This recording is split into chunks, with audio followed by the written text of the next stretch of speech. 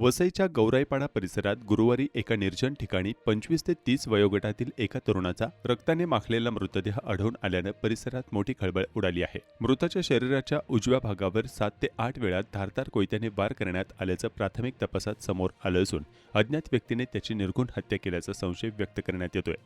घटनास्थळाजवळ railway कॉरिडॉरचे काम सुरू असून तेथून अवघ्या 100 मीटर अंतरावर निर्जन जागेत हा मृतदेह आढळून आला. स्थानिक नागरिकांनी दिलेल्या माहितीनुसार वाळीव पोलिसांनी तत्काळ घटनास्थळी धाव घेऊन मृतदेह ताब्यात घेतला.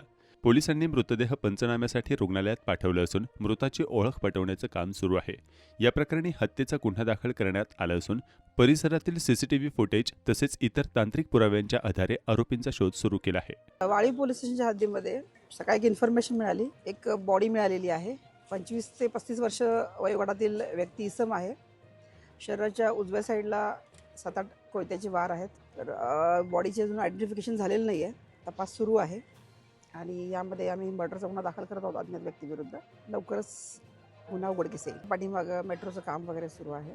त्याच्यापासून हार्डली 100 मीटर अंतरावर हा स्पॉट आहे. आयसोलेट लोकेशन आहे. एकूणच ब्लिडिंग पाहता मर्डर इथंच केलं गेलेलं आहे असं स्पष्ट दिसून येत आहे.